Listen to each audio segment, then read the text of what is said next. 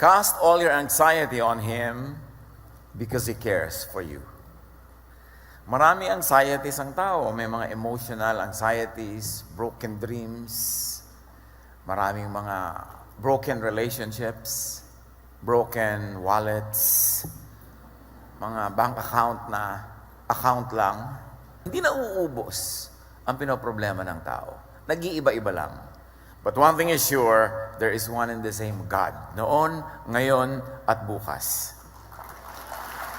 Napakahalaga na tayo ay lagi nasa Kanya, sumisilong, sa Kanya lumalapit. Ano man ang challenges, physical, emotional, spiritual. We are anchored on the unchanging rock. At yan ang dapat lagi natin ma-appreciate, maintindihan, and to operationalize this faith in our lives.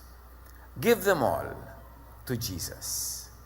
All anxieties, all worries and cares, and all that we need to surrender at the feet of Jesus. Sabi niya, "Come to me all of you who are tired and heavy laden, I'll give you rest." Salamat Panginoon dahil maaari naming ilagak sa inyong anak na si Jesus ang aming mga dalahin. Be it physical, emotional, spiritual. Pag ito ay mga concerns namin about finances, about safety, about health, lahat ng ito ay nagapi ng iyong anak na si Jesus.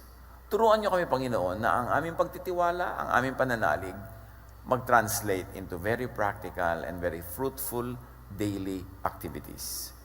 Kayo ang maghari sa aming puso, sa aming buhay. At ngayon hinihiling namin, bigyan niyo kami ng dagdag na karunungan at kaliwanagan. We seek you, Father. We ask you. In the name of Jesus, your Son, our Lord, our Savior, our Healer, and our Friend. Give them all to Jesus. Noong mga 1970s, may mga ganyang umuso na kanta eh. Give them all to Jesus. Those were the times when there were many nice, beautiful spiritual songs that were created by a generation of believers. Life could be full of heavy burdens and anxiety. Nag-iiba-iba lang ng kulay, ng mukha, ng tono, ng speed, pero ganun pa rin ang ending. Nakakapagpaalala, nakakapagpangamba, nakakatanggal ng ligaya, nakakapagpababa pa ng immune system. But Jesus gives rest. That's one of the main ministries of Jesus. When you say Jesus saves, He doesn't only save from the flames of hell, He saves from the hell of worry, of anxiety, of nervousness, of fear. Because Jesus is our peace and rest. The way of Jesus, and Jesus is called the way, is the way to peace and the way of peace. Matthew 11:28-30, "Come to me, all you who are weary and burdened, and I will give you rest." At hindi yata ako magsasawa na lagi yan i-quote, because this is the most effective idea of Jesusness, that Jesus gives rest. The world gives cares and worries and anxieties. Now, how do you give your cares to Jesus? How does it happen to the point that you really get to rest and to be at peace?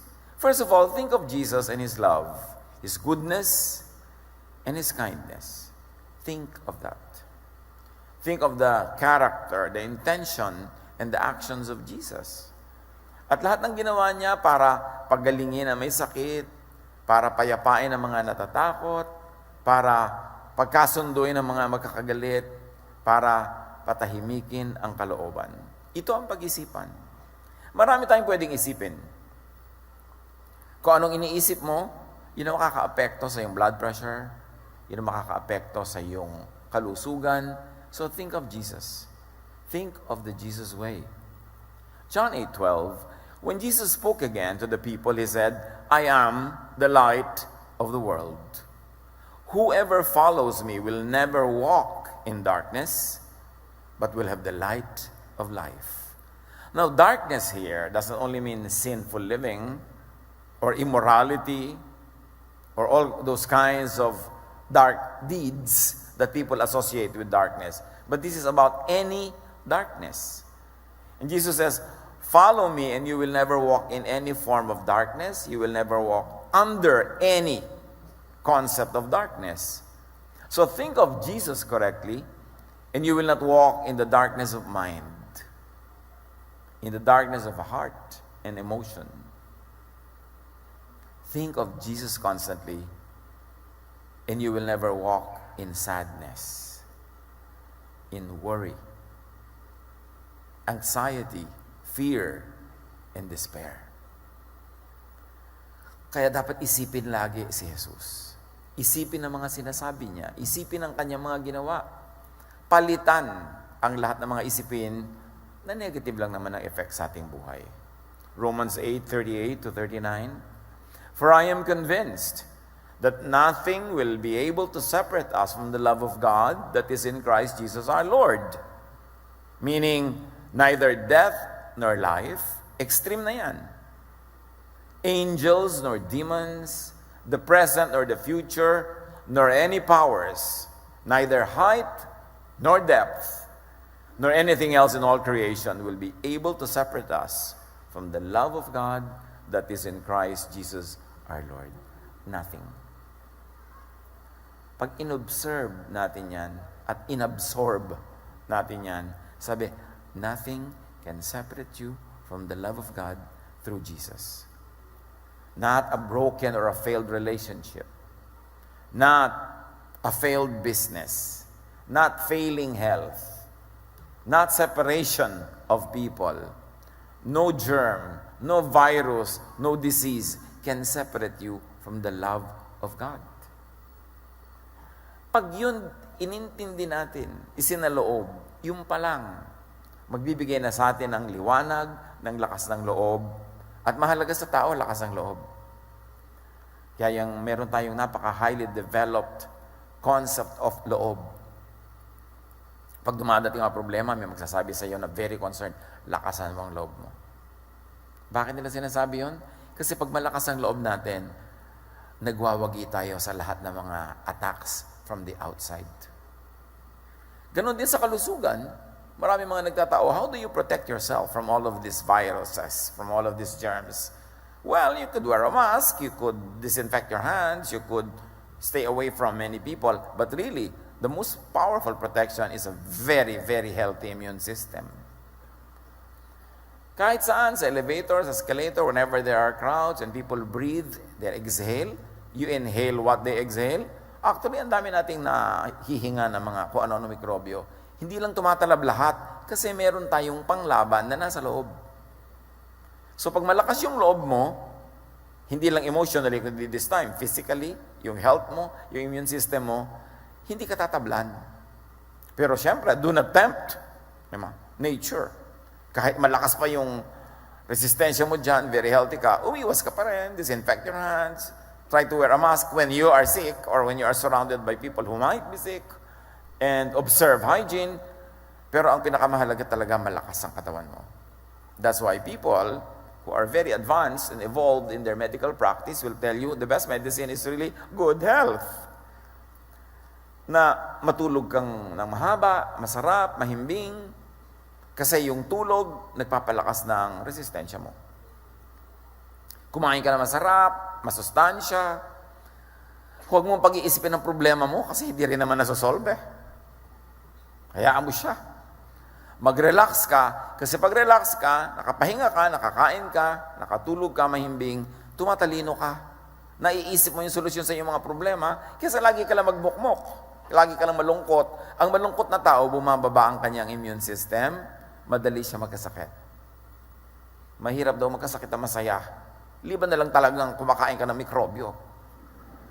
Pero sabi nga nila, laughter is the best medicine. There's a lot of truth in it. Yun lamang paghinga mo, yung paggalaw ng mga muscles mo sa iyong trachea, sa iyong buong bronchial system, nakakapagpalakas daw yun ng katawan. Pati ng paghinga, pati sa puso. So, sikapin mong sumaya. Kaya si Jesus sinasabi niya lagi, be at peace, rest. Hindi niya sinasabing walang problema, huwag mong solve yun. Pero niya, be at peace, be at rest. And we can believe in that because Jesus is in control. Sabi ng mga kasama niya sa bangka nung pinatahimik niya ang bagyo, what man is this? Even the winds and the waves obey him. Walang hindi sumusunod sa kanya. Pero sasabihin natin, bakit hindi natin pasunurin sa kanya ang mga mikrobyo? Tayo muna unang sumunod. Pag sumunod tayo, sinasabi niyang payapain mo ang loob mo, magpatawad ka, umibig ka, di ba?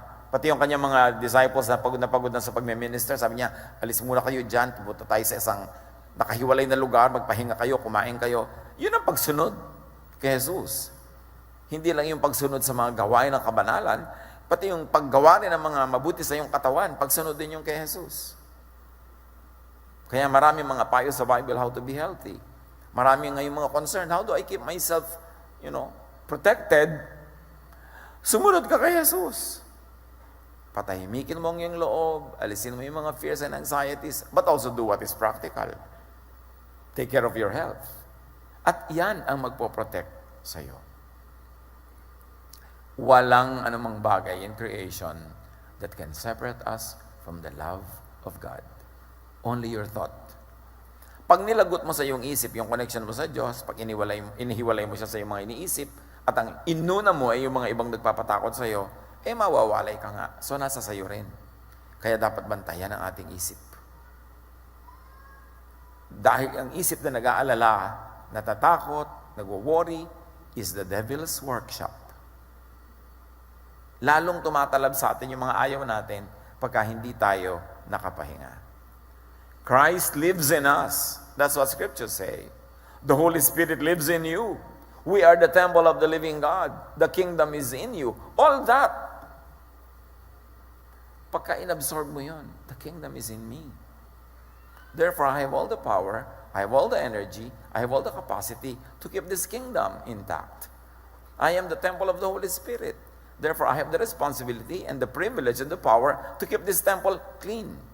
Yung mga Israelites noon, they did a lot of things to keep their temple, their physical temple, physically clean.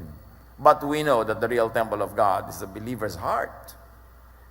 And to keep that heart clean is not only to avoid physical foods, not only to avoid clinical dirt, but also to avoid things that make our minds weak and afraid and anxious. Kasi kalaban yon ng cleanliness of the temple. Ephesians 3:17-19. And I pray that you may have the power to grasp how wide, how long, and how deep is the love of Christ. Sabi niya, nawa, maunawa niyo. And to know this love that surpasses knowledge, that you may be filled to the measure of all the fullness of God. Medyo abstract yung presentation tsaka yung discussion. Pero ang sarap himayin at unawain. Sabi niya, ang dalangin ko, magagap ninyo ang lawak, ang haba, ang lalim, ang taas ng pag-ibig ng Diyos na hindi kayang maintindihan ng knowledge. So, hindi nyo pwedeng gamitin ang knowledge to understand God. Hindi natin pwedeng gamitin yung knowledge para pagharian tayo ng Diyos. Ang napakahalaga talaga, pananalig. Kasi pag knowledge lang ang pinakinggan natin, and we are bombarded by negative knowledge, by scary knowledge. We are bombarded by alarming information. We are bombarded by so much news, by so much forwards and shares na puro mga negative and scary. Ano mangyayaring effect niya sa buhay mo? Pero sabi niya ganun, this power is beyond knowledge. So dapat lampasan mo yung knowledge, lampasan mo yung information, at panghawakan mo ang salita ng Diyos, ang kanyang pangako, na proven na sa track record ni Jesus. This man who walked on the water, this man who raised the dead from their deathbeds and from the grave, this man who healed lepers, who cleansed those who were terribly, terribly suffering, this man who called out demons from persons that they inhabited, this is the one who loves you and me. So alam nyo, isipin nyo lang yon, dibdibin nyo lang yon, mababaliwala nyo yung mga negative information na nakapaligid. It doesn't mean that you neglect real news, that you neglect real information, but go beyond it. Go to the source of all the solutions. Go to the power that transcends all of this, at yun ang magbibigay sa atin ng kapayapaan. Be filled with God. Not with just human knowledge, although up to a point, human knowledge is very important. Especially clinical knowledge, that is important. But be filled with God, not only with human information, which actually means human limits. Kasi pagka puro informasyon lang, puro news lang, magpapanik ka, tatakot ka, at ang mga tao naman ang hilig mag-share ng nakakapanik. Ang hilig mag-share ng nakakatakot. Wala kang mababasang share na, ay, ang tita ko payapang-payapa. Walang ganon. Pero pag kita niya tumalon sa building, ano yan? Viral. Kakalat agad. Kasi nagpepiestahan natin yung tumatakot sa atin. Kaya be, di ba? Changed by the renewing of your mind. Palitan ang binibigyan ng sobrang halaga. Palitan ang binibigyan ng sobrang pansin. Dahil maraming dapat kang pansinin na negative at it is to your protection up to a point na pansinin yun, pero marami kang dapat na pansinin na positive. The promises of God, the ways of God, the instructions of God through Jesus, and up to a point, even through the instructions of God through the law. Kasi marami silang magagandang laws din, yung mga dietary laws that really have meaning, hindi lang religious, may clinical value, mga laws on hygiene, laws on how to keep your body clean. Marami tayong mapapala dyan. Yan ang pagpapansinin. And how else do you give your cares to Jesus? How do you receive good from Jesus? Do good to people you can reach. When you become afraid, when you become anxious, you become selfish. But when you focus on God, on the love of God, and believe in God's ways, and you do good to people you can reach and affect, you actually turn on a machinery, a heavenly, godly machinery that will never stop working until it brings out its product. And that is something good for you and for the people around you. Psalm 37:3, trust in the Lord and do good. Dwell in the land and enjoy safe pasture. Pwedeng i-apply yan sa ating panahon ngayon. Kaya sabi, trust in the Lord and do good. Yun ang ibig sabihin ng trust. You trust to the point that you do good. Na may ibibili ka na pagkarami-raming supply, ang bibilin mo lang yung pangayon nyo hanggang bukas yung up to a short period na kailangan mo para kung namang nagkasipon ka, nagkasakit ka dyan, hindi ka makalabas ng bahay, meron kang supply, hindi para wala nang mabili yung iba. Trust in the Lord and do good. Dwell in the land and enjoy safe pasture.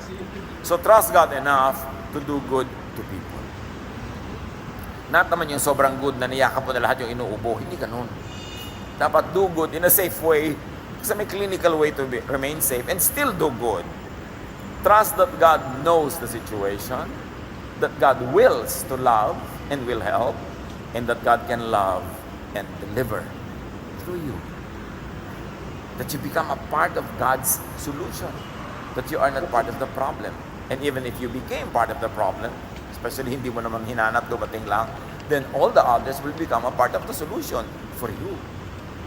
Yun ang mahalaga sa mga tao, mga kapatid. Pagka may mga crisis, may mga difficulty, we move as one humanity, as one race, as one city, as one nation. That is how we survive. Hindi yung magkakani-kanya. Hebrews 13:6, and do not forget to do good and to share with others, for with such sacrifices, God is pleased. And when God is pleased, good things happen. May anxiety ka, kapatid. Ano man yun? May anxiety ka tungkol sa iyong health. May anxiety ka tungkol sa iyong mga payables. May anxiety ka tungkol sa iyong pag-ibig na actually walang pag-ibig kaya ka anxious. May anxiety ka nito, may ganun-ganon. You want good things to happen. Do good.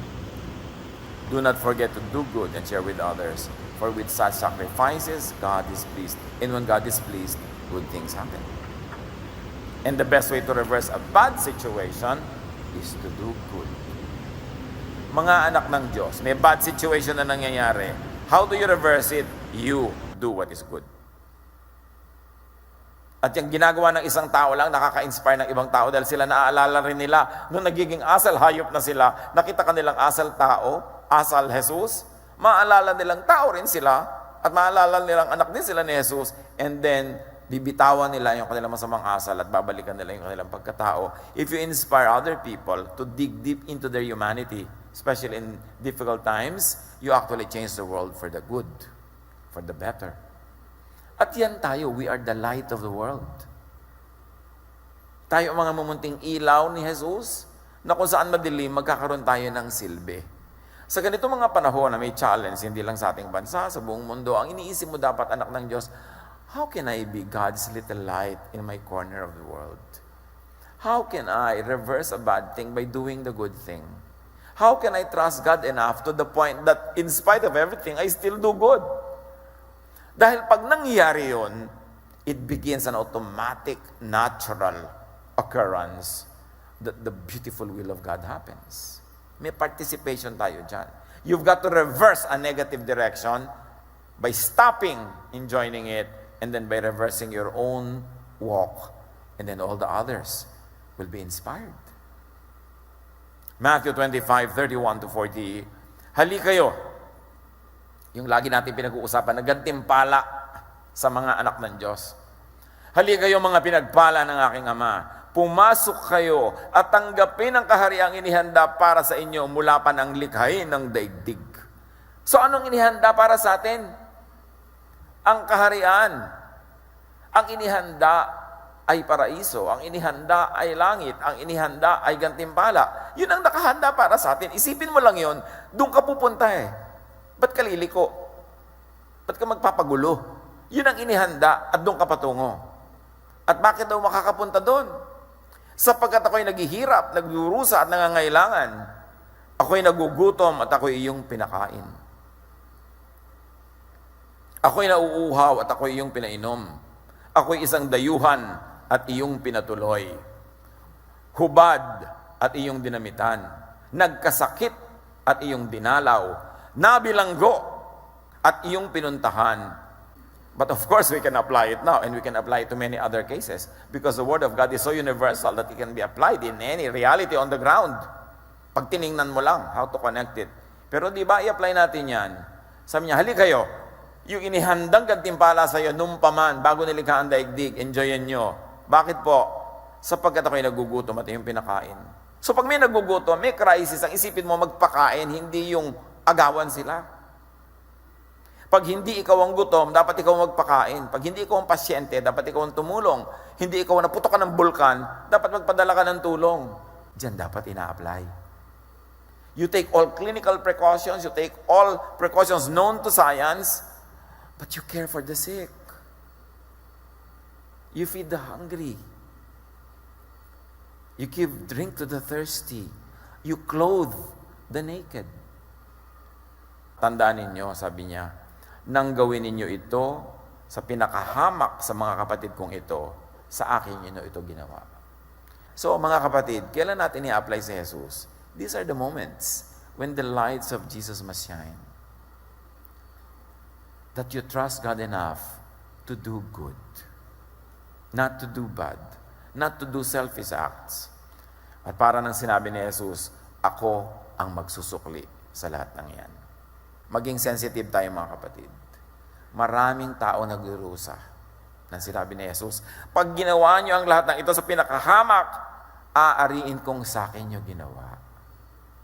Kapag malapit ang puso ko sa mga kawawa, sa mga hamak, sa mga pinandidirihan, sa mga itinatakwil, sa itinataboy, pag ginawa nyo yan, sabi niya, welcome kayo dito sa kaharian na inilaan noong paman. At ako ang magsusukli sa inyo. Sa lahat ng yan, isa lang ang sagot ni Jesus, pag-ibig, pagtulong, pagmamahal, pangunawa, at pagpapadala ng lahat ng kaya nating ipadalang tulong. God's way, the way for people to eat, is to feed others first. The way for people to be saved from hardship is to save others first. Because in the irony of things, you keep only what you give away. And you lose what you selfishly try to keep for yourself. You reach the east by sailing west. The beginning is the end, the Alpha and the Omega. high and deep and wide truths ay para mga kabalintunaan. Ironic, pero totoo. Gusto mong guminhawa, magpaginhawa ka muna ng iba. Gusto mong papagpala, maging pagpapala ka muna sa iba. Gusto mong tamasahin ang langit, ang paraiso na ibinibigay ng Diyos, lumusang ko muna sa mga pusali at mga putikan at hanguin mo ang mga nandun. Ganon ang pamaraan ni Jesus. Matthew 7:12, so in everything, do to others what you would have them do to you, or what you would have God do to you. Anong gusto mong gawin sa iyo ng Diyos? Gawin mo muna sa iba. In fact, posible na pag nag-self-reflection tayo, ang mga nangyayari sa atin ngayon ay bunga lang ng mga ginawa natin sa iba. There's this old film in the 60s, The Sound of Music, na yung main character, parang gumaganda yata yung buhay niya, nangyayari lahat ng maganda. Sabi niya, somewhere in my youth or childhood, I must have done something good. Bumabalik at bumabalik at bumabalik. So kung anong gusto mong bumalik sa iyo bukas, yun ang pawalan mo ngayon. Trust God and do good. And then do what you could for yourself. Hindi naman ibig sabihin, wala ka nang gagawin para sa iyong sarili. Galatians 6:5, each one should carry their own load. Hindi mo na kailangan laging paalalahanan, maglinis ka ng kamay mo, maghugas ka dyan, magmask ka kung ikaw ay inuubo o kung maraming inuubo sa paligid mo. Hindi na kailangan. Bantayan natin ating mga sarili. We should watch ourselves and be responsible. Luke 4:40, people with all kinds of diseases were brought to Jesus. He put his hands on each one of them and healed them. Hindi itinaboy ni Jesus sa mga nangangailangan. Ni isa wala siyang tinaboy. So ang mga anak ng Diyos, in our capacity as much as we could, hindi tayo dapat magtaboy. But because we are not Jesus, we should observe all physical, clinical precautions. Siya lang dapat ang humahawak ng mga ketong na hindi siya nahahawa. Si Jesus kasi yun eh. Tayo, we do what is good. We do what is natural. We do what is scientific. 1 Peter 5:7, cast all your anxiety on Him because He cares for you. Panginoon, ituro niyo sa amin kung anong relation ng mga issues na ito sa iba pang spiritual and emotional issues of our lives, so that we will be an agent of blessing. We will be a light of the world. Pagbulay-bulayan ang kahulugan nito at paano i-apply sa ating daily life, and let the peace of God keep you and remain in your hearts. Be with the Lord in silent reflection.